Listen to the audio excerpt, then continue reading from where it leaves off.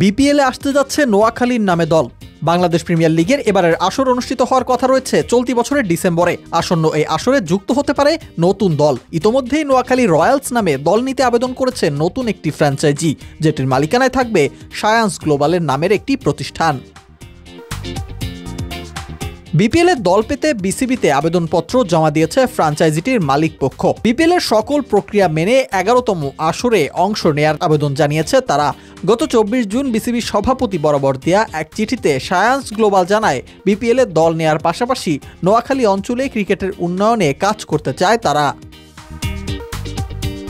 এদিন সায়ান্স গ্লোবালের প্রতিনিধি গণমাধ্যমকে বলেন, একটা বোর্ড মিটিং আছে, সেই বোর্ড মিটিংয়ে সিদ্ধান্ত আসবে নতুন ফ্র্যাঞ্চাইজি নেবে কিনা এবং নিলেও কি কি ডকুমেন্ট লাগবে ওনারা আমাদের জানাবে। আমরা আমাদের দিক থেকে মোটামুটি প্রস্তুত, যে ডকুমেন্টগুলো লাগে আমরা সেগুলো রেডি করে রেখেছি। আশা করি ওনারা আমাদের আবেদন গ্রহণ করবে এবং নোয়াখালীর মানুষের স্বপ্ন পূরণ করবে।